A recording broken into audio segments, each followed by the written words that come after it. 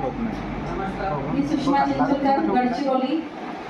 आपण या 2 दिवसाच्या वर्कशॉपमधून बरेच काही शिकलो. कारण की आपण आता काहींचं म्हणणं असेल की आपण या गोष्टी शिकलो तर आपण प्रत्येक ट्रेनिंगमधून या गोष्टी आल्या होत्या, पण आता असं समजून घेऊया आपला ब्रेन वॉश केला. आपण थोडासा जंग चढला होता त्या गोष्टीत, तो जंग आपण बाजूला काढला आणि सरांची शिकवण्याची पद्धत ही आपल्याकडे होती असं नाही. आपण म्हणतो की हे झालं ते झालं ते झालं, पण हे झालं ते झालं नाही, प्रत्येकाकडे असते, ते आपल्यात नसते असं मला वाटते.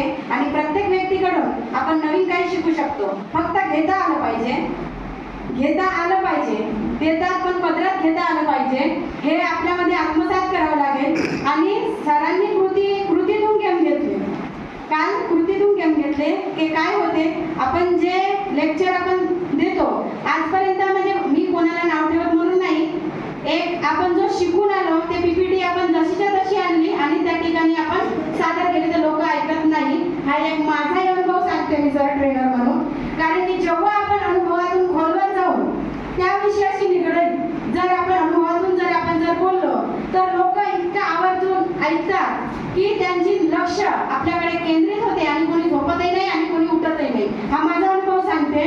आणि प्रत्येक वेळी जो ट्रेनर येते का अनुभवातून हा व्यक्ती शिकवतो म्हणून ते आवर्जून बसून राहतात. हा मी अनुकरण केली. मी माझंच म्हणून नाही, मी कोणाचंही बघते आणि जो शिकलेला भाग शिकवतो, हे काय मागे पण शिकलो होतो तेच आपण शिकत आहोत, म्हणजे लोक लक्ष देऊन ऐकत नाही. सरांनी पण सांगितलं की ट्रेनर म्हणून एक आपण न जाता फॅसिलिटेटरची भूमिका जास्तीत जास्त लोकांकडून कसं काढते, जे प्रशिक्षणार्थी आहे त्यांच्याकडूनही आपण जर घेतलं आणि आपणही जर त्यांना दिलं तर त्यांनाही वाटतं की आपली इथं गरज आहे. नाही तर आपण इथं एक शिक्षकासारखी आपण जर भूमिका पार पाडली तर खरोखरच तो ट्रेनर म्हणून पुढे जाणार नाही.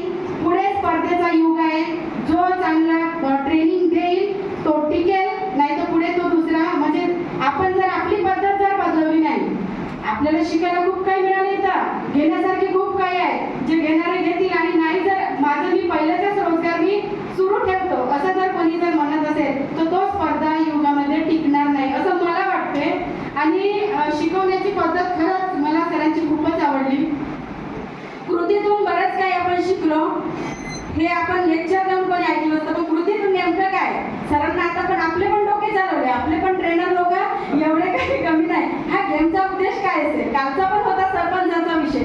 माझ्या डोक्यात कल्पना येत होती की माझ्या टीम मध्ये जे लोक आहेत त्यांनी म्हणत होते की आपल्याला सरपंच बनायचं आहे ना, मग आपण ना पैसे कमी देऊ कशाला, पण गेमचा उद्देश काय आपण खोलवर केला पाहिजे. सरांनी अगलेवाने जे आपल्याला सांगत आहे तर त्याच्यामध्ये काहीतरी त्यांना घ्यायचं असेल. हाय डोकं आपली चालवण्याची ट्रेनरची एक भूमिका असावी असं मला वाटते. की जसं सांगतात तसंच न सांगता थोडासा त्याचा अभ्यास केला पाहिजे खोलवर, तर नक्कीच आपल्याला यश मिळू शकतो. आणि आपले प्रवीण प्रशिक्षकाची जी फळी गडचिरोली आणि चंद्रपूरचे 1 आहेत, आपल्यापेक्षाही अनुभवी आहेत. तर अनुभवी प्रशिक्षकाकडून कोणी जर सांगत असेल आपलं तर आपलं कसं ते आपलं सांगत बसलंय ना, अरे पण आपल्याला घेता येते ना त्यांच्याकडनं. जे चांगलं सांगत आहे तर त्यांच्याकडून आत्मसात करायला काही हरकत आहे का. नवीन आणि जुने जे आपली एक भाषा असते की मी इतक्या दिवसाचा 15-20 वर्षाचा ट्रेनर आहे. सरांचं मला खरं आवडलं पहिल्या दिवशी की इतक्या वर्षाचा अनुभव आहे. आणि जर 1-2 वर्षाचा जर तो ट्रेनर असेल तर नाही हा काय कालची ट्रेनर आलेली, ही भाषा असायला नको. त्यांना सोबत घेऊन जर चालू म्हटलं तर सगळे मिळून जर आपण काम केलं तर नक्कीच आपण यशस्वी होऊ शकतो. आणि आपली फळी हे पुढे जाईल आणि दुसरे ट्रेनर आपल्यामध्ये तयार करायची गरज नाही. नाहीतर स्पर्धेचं युग आहे, आपण जर नाही टिकलो तर आपल्या जागी दुसरा कोणीतरी येणारच आणि त्यांचं स्वागत केलं पाहिजे. कोणीही कमीपणा लेखू नये की मी आहो आणि दुसरे परत घेऊन राहिले असं पण असायला नको.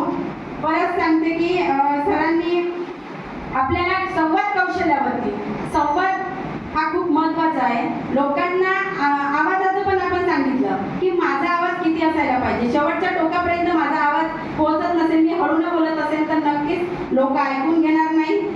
तर आपला आवाजाचा व्हॅल्यूम आपल्याला ठरवायचं असते. आपला साऊंड बागचा आवाज आपण कमी करायचा का जास्त करायचा. आणि फिरता जर एक लक्ष केंद्रित जर आपण केलं, आपला आय कॉन्टॅक्ट जर चांगलं जर असलं तर लोक ऐकून घेतात. तर हे पण खूपच आवडलं मला सरांचं 2 दिवसाच्या. परत मला अशी आतुरता की या दिवसात मी काय शिकणार आणि जितकं जास्त शिकता येईल. मला रात्री पण वाटत होतं की नाहीतरी आपल्याला 1 तास झोप येत नाही तर सर काम करून घरी, ते एक तास आपण बसलो असतो तर, असं मला वाटत होतं. बाकीच्यांना पण वाटत असेलच, तर अजून आम्ही देण्याचा प्रयत्न करावा. आणि परत परत सर, ह्याच वर्षी न करता आम्हाला जर फीस लागली तरी चालेल, आम्ही परत भरू, परंतु नवीन नवीन आम्हाला मार्गदर्शन सरांकडून शिकण्यासाठी मिळावं.